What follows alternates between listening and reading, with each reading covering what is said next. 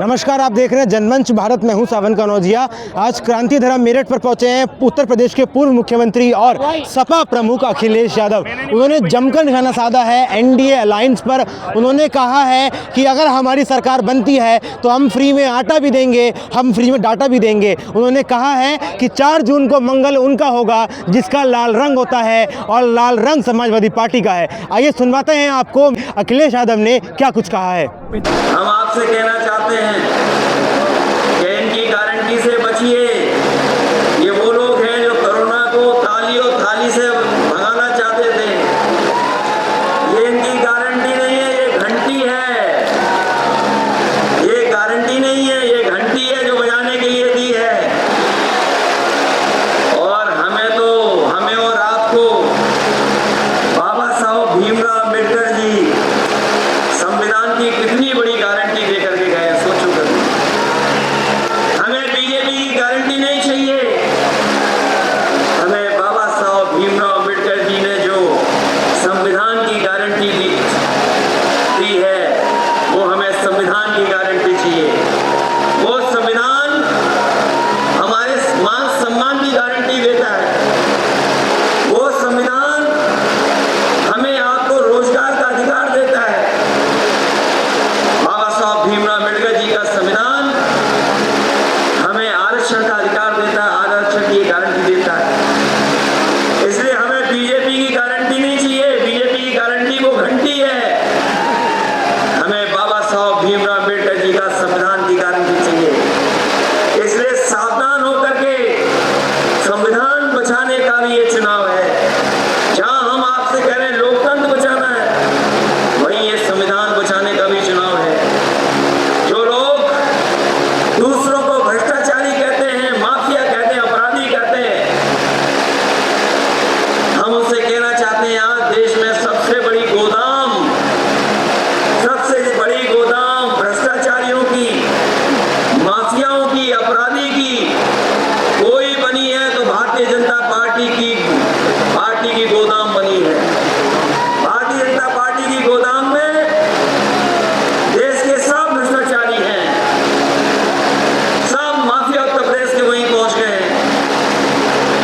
ये लोग जो है इलेक्टोरल बॉन्ड पे बात नहीं करना चाहते हैं, क्योंकि जैसे ही इलेक्टोरल बॉन्ड की बात होती है बीजेपी के लोग बेहोश होने लगते हैं। और इस गर्मी में अगर बीजेपी के लोगों से पूछोगे कि जो आपने चंदा लिया है इलेक्टोरल बॉन्ड से, उसका हिसाब किताब क्या है, कोई हिसाब किताब बनाने के लिए तैयार नहीं है। हम आप लोग सब जानते हैं, लोग अपने आप चंदा देते हैं, सहयोग करते हैं, मदद करते हैं। बीजेपी के लोगों ने इलेक्टोरल बॉन्ड से सहयोग नहीं मांगा। इन्होंने ईडी, सीबीआई, इनकम टैक्स लगा करके वसूलने का काम किया है। 1000 करोड़, 500 करोड़, 400 करोड़, 300 करोड़, क्या ये इतना पैसा नहीं वसूला गया? इनसे जब पूछो कि इलेक्टोरल बॉन्ड के बारे में कुछ बताओगे तो